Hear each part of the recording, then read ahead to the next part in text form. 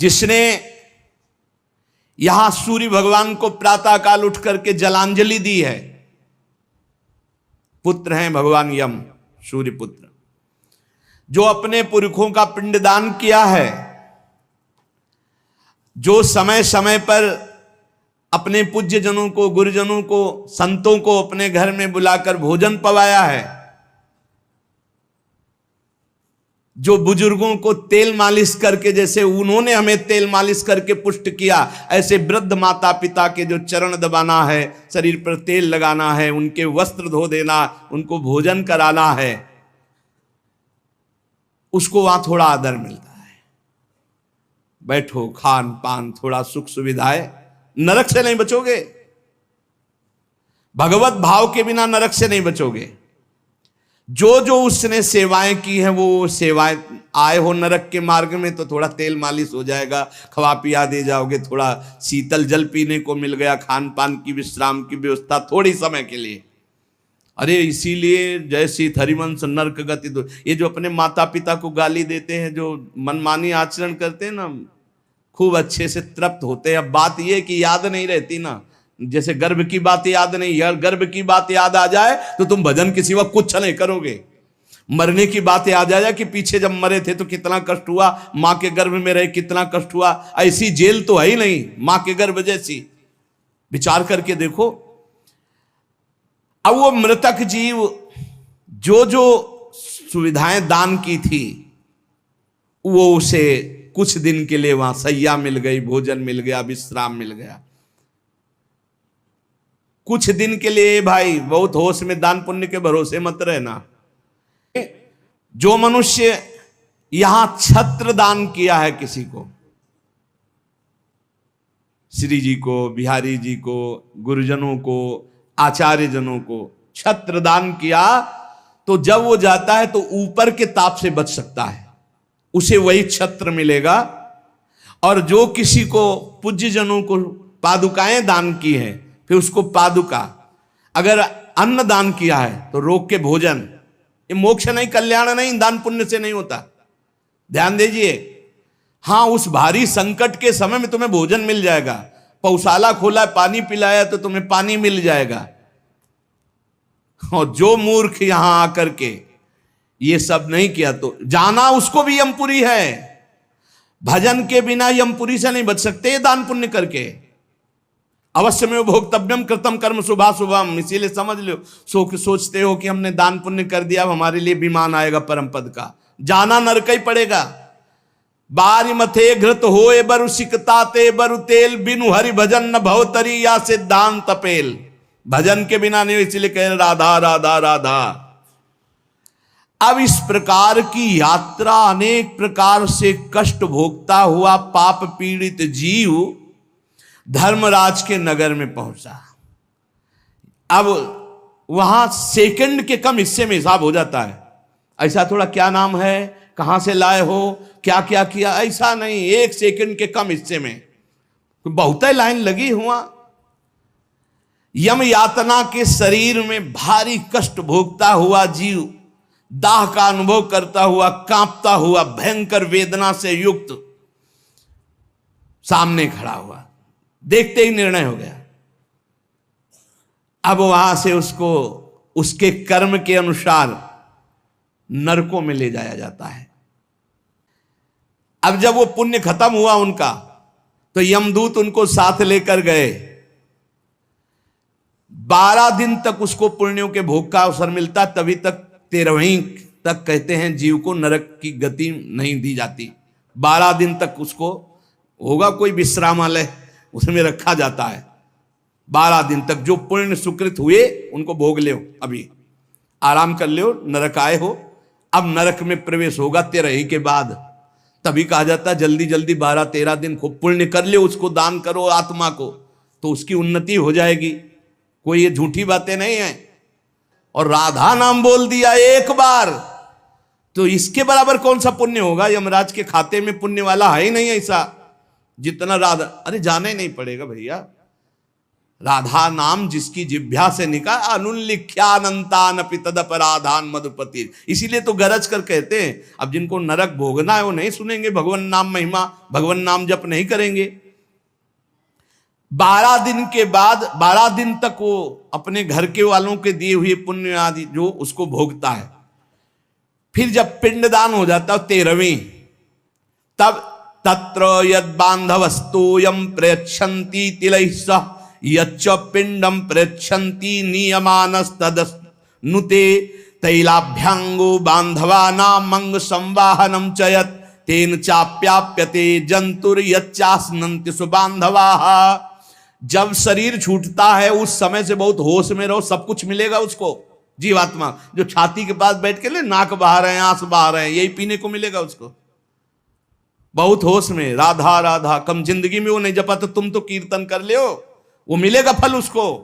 12-13 दिन का ऐसा हिसाब रखा जाता है कि बांधोजन परिवार के लेकिन भजन नहीं करेंगे, रोना धोना। मृत्यु से 12 दिन बीतने के पश्चात यमपुरी को खींच कर ले जाया जाता है उस जीव को। अरे यमपुरी भैया हुआ जैसे जेल पहुंचे, कोई थप्पड़ लग रहा है, कोई डंडा लग, वो देखे कि प्राण छूट जाते कि हमारे ये दुर्दशा। मरना नहीं खास बात है, यमराज की यमपुरी को देखते ही प्राण सूख गए। कोई काटा जा रहा है, कोई कोल्हू में पेरा जा रहा है, कोई पकौड़े की तरह तला जा रहा है, हाहाकार मचा। मरना किसी को है नहीं। मृत्यु काल ये सब वहां नजर आ रहे हैं। मूर्तिमान मृत्यु, मूर्तिमान काल जो यमपुरी में दंड हो रहा है। काजल की राशि के समान, जैसे काजल के पहाड़ ऐसे यमदूत हैं कि ऐसे पचका दे तो भैया, ऐसे नींबू जैसे नहीं निचोड़ा जाता, ऐसे निचोड़ दिए, फिर छोड़ दिए, फिर वो जी गया, फिर निचोड़ दिए। अब बोले 10,000 वर्ष तक यही करना है उसको, अब 10,000 वर्ष तक वो ऐसे करता रहे। क्या दुर्दशा। तभी हरिवंश महाप्रभु कहते हैं, रस सिद्धांत का वर्णन जब करते हैं तो कहते हैं, जैसी हरिवंश नरक गति दुर्भरी, बहुत कठिन है नरक की गति। तभी कहते हैं नरक जाओगे होश में रहो, तो मतलब सबसे बड़ा दंड नरक का। लोग कहते हैं कि कहां नरक स्वर्ग है, किसने देखा है? तुम देख लोगे। ऐसे आचरण रख रहे हो जो संतों की अवहेलना कर रहे हो, शास्त्र की अवहेलना करे, भगवान को अवहेलना कर रहे हो, अपने आप देख लोगे पर बताने नहीं आओगे। बस खास बात ये है। और भौहें कैसी?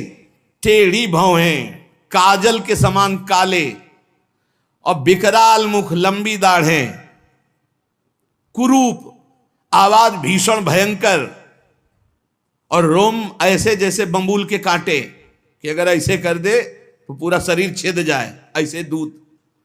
विशाल भुजाएं, पुष्ट भुजाएं, और सब यमदंड यम पास लिए हुए, बड़े भयंकर। दुर्गंध आती है शरीर से, जीव देख के घबराता है, उनके हाथों में फंसा हुआ। अब जो यहां पराये पुरुष से रति करती है, अपने पति को धोखा देकर, जो अपनी पत्नी को धोखा देकर दूसरी पराई स्त्री से पतिवंचक पर पति रति करई, रौरव नरक कल्प सत परई। ऐसे ही पुरुष को, ऐसे स्त्री को। रौरव का बड़ा भयानक स्वरूप है। रौरव नरक की लंबाई चौड़ाई 2000 योजन है। 1 योजन 4 कोश और 1 कोश 3 किलोमीटर, 2000 योजन कितना हुआ?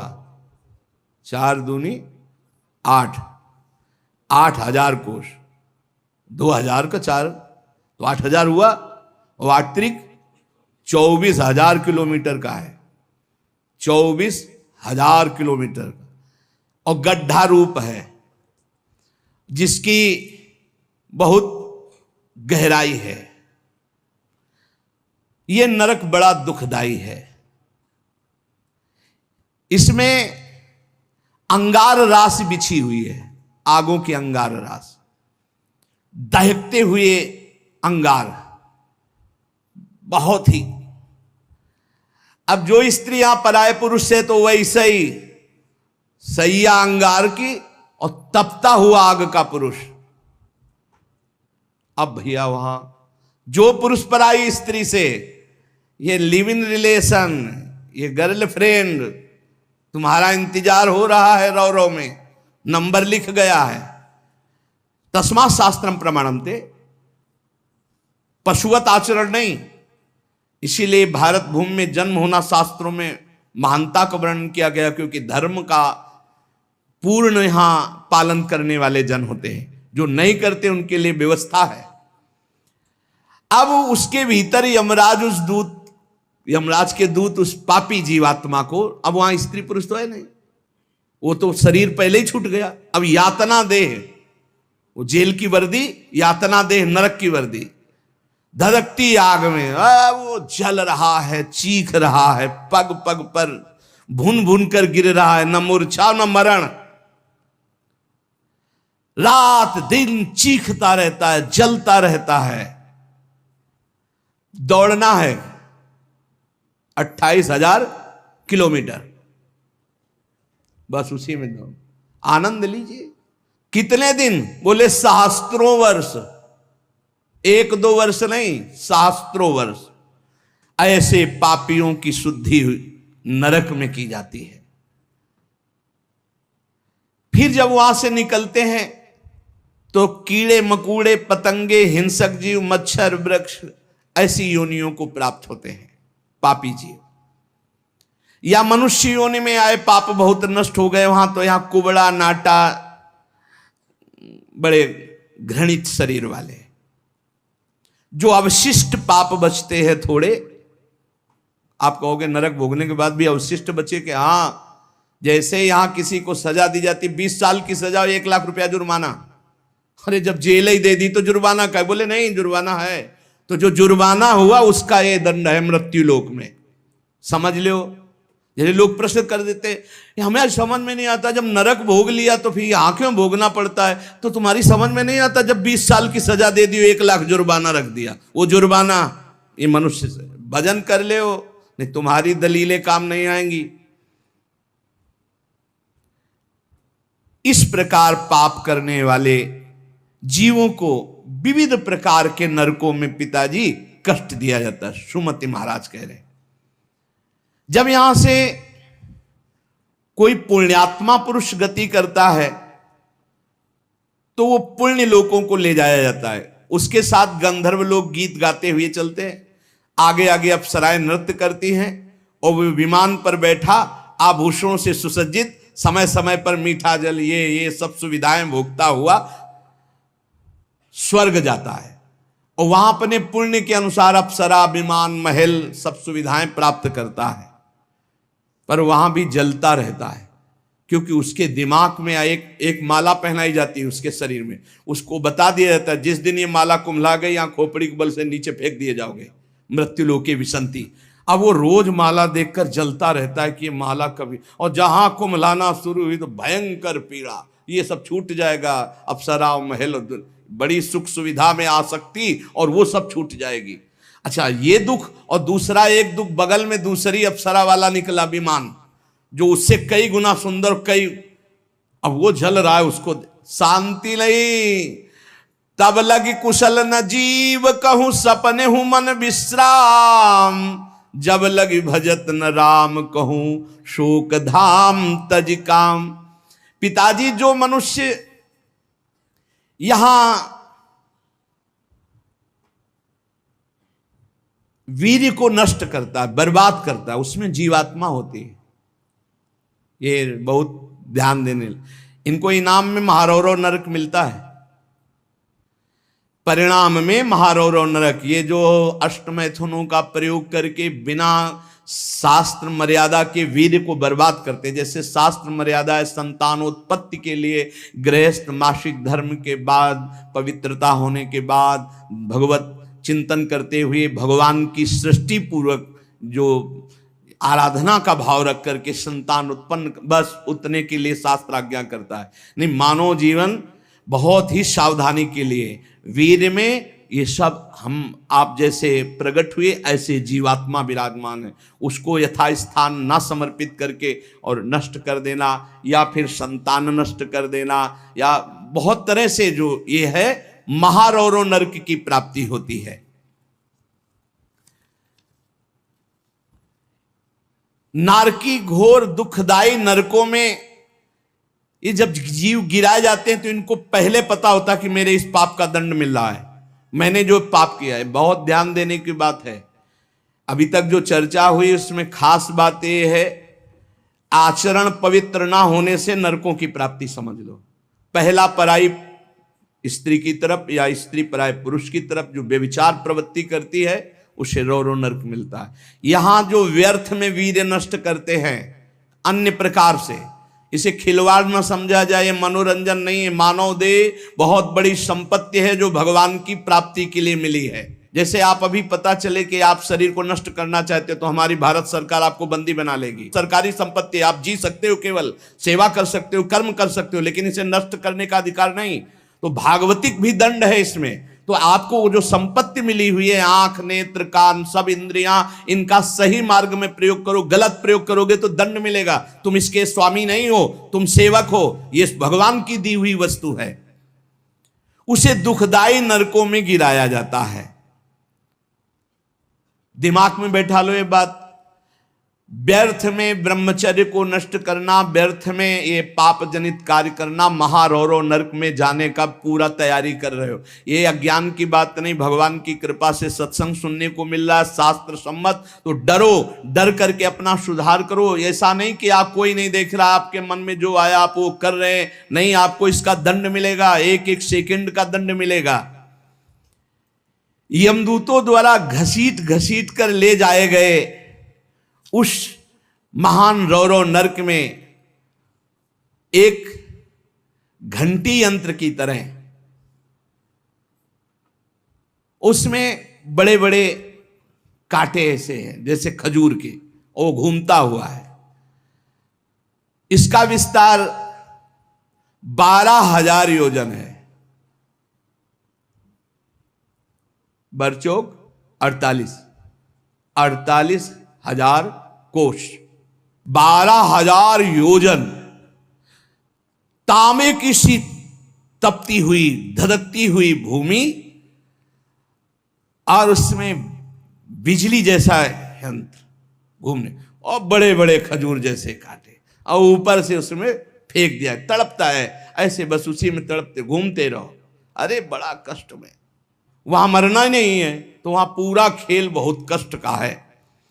नीचे से धधकती आग, ऊपर से राउंड करने वाला बिजली का जैसे झूला, और उसमें बड़े बड़े कांटे, अब फेंक दिया गया, और तड़प कर दूसरी तरफ गिरता है तो कांटे कांटे कांटे, नीचे गिरता है तो आग, फिर उठाकर उसके वो उसमें मनमानी आचरण नहीं।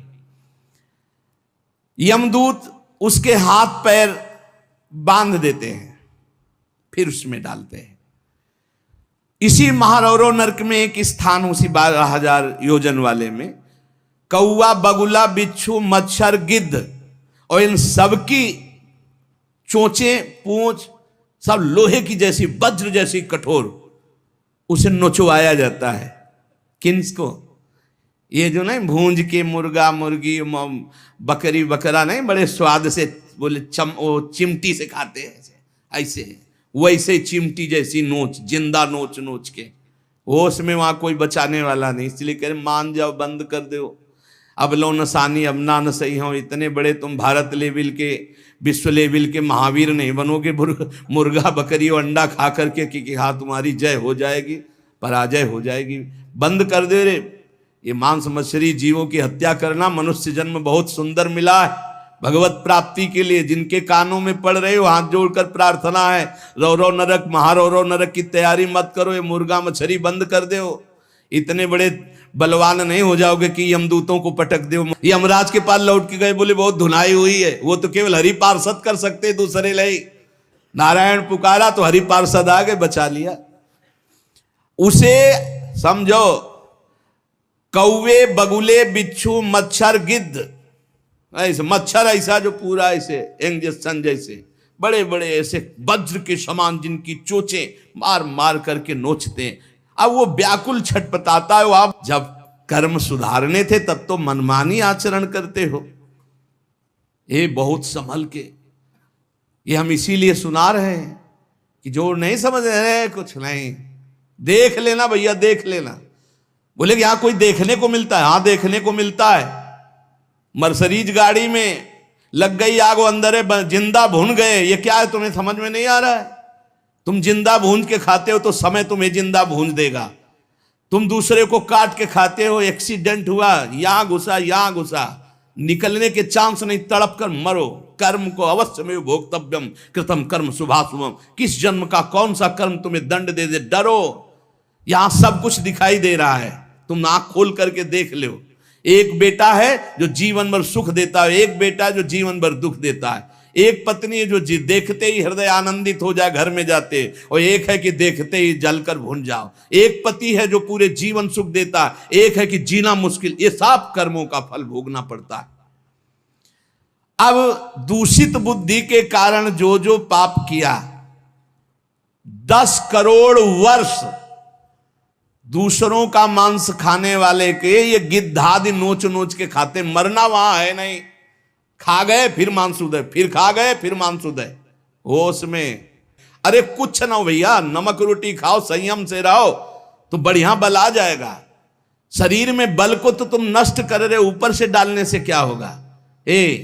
पक्का कहते हैं अगर आप 10 वर्ष ब्रह्मचर्य रहो तो तुम्हारे अंदर ऐसी सामर्थ्य आ जाएगी कि क्या करूं, कहां कहां कौन सी मेहनत करूं, ऐसा तुम्हारे अंदर आने लगेगा। बचपन से ही धर्म विरुद्ध आचरण। अरे इंद्रियों को वश में करने के लिए मुर्गा मछली वाली ताकत थोड़ी चाहिए, पवित्रता की ताकत चाहिए। ये मन के गुलाम, इंद्रियों के गुलाम पाप कर्म 10 करोड़ वर्ष भोगने पर फिर उसको मनुष्य लोक में भेजा जाता है। और फिर कैसे भेजा, मुर्गा बना के। फिर वो चाकू, समझ रहे हो ना, जिसको तुमने काटा था, फिर बहुत बड़ा। इसीलिए कहा गया, सेवक जी महाराज करें, संस्कृति मांझ बरियाय के पायो मानुष दे वृथाकत पार। अरे संस्कृति चक्र को रोक के भगवान कृपा करके तुम्हें मनुष्य दे दिए, और सत्संग भी सुना रहे कि हमें पता नहीं था, तो आप पाप कर्म करना बंद कर दो। देखो कैसे घृणित पदार्थ खाते। अंडे में क्या भरा है, कितना दलित दूर। हाँ बोले हम बलवान बन रहे, विटामिन पी रहे हैं। क्या करें। हाँ मतलब गजब, उल्टी हो जाए देख के। अंडे में जो भरा है उल्टी हो जाए देख के। कर्म काल तुम्हें दंड देगा। मान लो जीवों के प्रति दया का भाव सबसे बड़ा धर्म है। परहित सरिस धर्म नहीं, जीवे दया, जीव पर दया करो। ये जो अपराध कर रहे हो, अरे भाई एक एक जैसे चबेना चबाते हैं ना, ऐसे मछली चावल खाते हैं। जिंदे खाएंगे यमदूत वहां, ये सब यमदूते हैं जो बड़ी बड़ी चोच वाले। अब महारौरों के कष्ट को कैसे तुम्हें बताए। उसी के बगल में है शिवातम नामक एक नरक, जहां भीषण सर्दी ही सर्दी, इधर जलता हुआ और घूमता चक्र ऐसे, फिर बगल में ही एक गिद्ध हो, ये सब, और उसके बगल में शिवातम नामक नरक, रौरव नरक के बराबर में ही है। घोर अंधकार, भीषण सर्दी और दम घुटने वाली गैस। अरे ऐसे ऐसे नरकों का वर्णन पूरा तो आज हो ही नहीं सकता है, केवल बानगी भर दे रहे हैं तुम्हें। घोर अंधकार, भीषण सर्दी और जहरीली गैस, शिवातम नामक नरक। अब वहां छोड़ दिया गया। अब वो कांपते हैं, सांस लेने में वो जहरीली गैस उनकी दम, मरना वहां है नहीं, और सब अंधेरा है, सब एक दूसरे को। और ये वहां इतनी सर्दी की दांत कटकटाते हैं, भूख प्यास अन्य उपद्रव, इसके साथ ऐसी वायु चलती है कि बड़े बड़े ओला, फूट जाए शरीर, भयंकर हड्डियां चर चर टूटती हैं, ऐसे ईंट की तरह ओला गिरते हैं, मज्जा रक्त बह रहा है, अंधेरा, भीषण गैस, वो प्राण लेने वाली, क्षुधातुर मनुष्य एक दूसरे को खा रहे हैं वहां नरक में। शिवातम नामक नरक, महान कष्ट भोगते हैं ये निकृष्ट पुरुष, जो दूसरे के बच्चे का अपहरण करके ले आते, जैसे नहीं, दूसरे आदमी का चोरी करना, हिंसा करना, मार कर, ये सब इस नरक को प्राप्त होते हैं। डरो, यही डर ही डर हरिवंश हित, जिनो भ्रमय गुण सलिल पर, जी नामन मंगल लोक सुह। ये छोटे छोटे पशु पक्षियों को तुम मार कर खाते हो, दूसरों के धन का अपहरण करते हो, अस्त्र शस्त्र लेकर किसी दुकान में घुस गए, उसको मार दिया, काट दिया, उसकी संपत्ति छीन लाए, ले लो, तुम्हारा ये स्वागत होगा। शिवातम नामक नरक में डाले जाओगे, जहां केवल अंधकार, भीषण सर्दी, ओला की वर्षा और दम घुटने वाली गैस, और हजारों हजारों वर्ष वहां तुम्हें भोगना होगा। जीवों को यदि आनंद लेना है तो यहां भगवान का भजन कर लो, धर्म से चल ले। ये मत समझो कि यहां तुम आयो स्वतंत्र हो, जो चाहो कर लो। नहीं नहीं, बंधन है बंधन।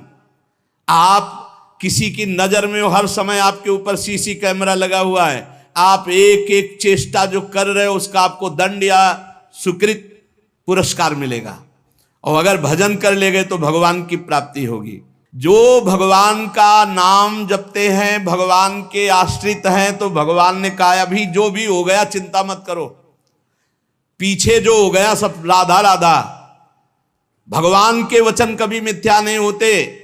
श्री भगवान ने कहा है, सर्वधर्मान परित्यज्य मामेकम शरणम व्रज, अहम त्वाम सर्व पापेभ्यो मोक्षयिष्यामि मा शुचा। मैं सब पापों से मुक्त कर दूंगा। भगवान की शरण में होके खूब नाम जप करो। लेकिन ये जो गंदी बातें हैं, मत देखो, मत बोलो, मत सोचो, मत करो, नहीं, ये बाधा पहुंचा देंगी। एक ब्रह्मज्ञानी महात्मा सुमति पूर्व में शिष्य बना करके प्रमाद स्थिति को प्राप्त होने के कारण एक जन्म और लेना पड़ा। इसलिए छोटी छोटी गलती में चूक हो जाती, फिर भयानक पापाचरण रूपी गलती करके कौन भगवत प्राप्ति कर पाएगा। इसलिए सावधान, नाम जप करो, कोई पाप कर्म ना होने पावे। शास्त्र का स्वाध्याय करो, जिससे तुम्हें पता चलेगा कौन सा पाप कर्म है और कौन सा शुभ कर्म है, और कौन सा ऐसा कर्म है जो शुभ अशुभ दोनों को विध्वंस करके भगवत प्राप्ति कराता है। खूब नाम जप करो, भगवान की शरण में रहो, वो सारे पाप नष्ट कर देंगे, तुम्हें भोगना नहीं पड़ेगा। पर आगे सावधान रहो, पाप उसी के नष्ट होते हैं जो अब लो नसानी अब ना नसई हो। आज तक किया आगे नहीं करूंगा, वही पवित्र होता है। तो ये संकल्प लो, ये नियम लो, ये भगवान से प्रार्थना करो कि हमारे द्वारा किसी का अहित न हो, किसी का अमंगल न हो। हर जीव जीना चाहता है, हर जीव सुखी होना चाहता है। तुम उन्हीं जीवों को दुख देकर कैसे सुखी हो सकते हो। इसलिए सावधान, अपनी जीव को संभालो, अपनी जनेंद्री को संभालो, अपनी बुद्धि को संभालो, खूब नाम जप करो। शेष चर्चा आगे।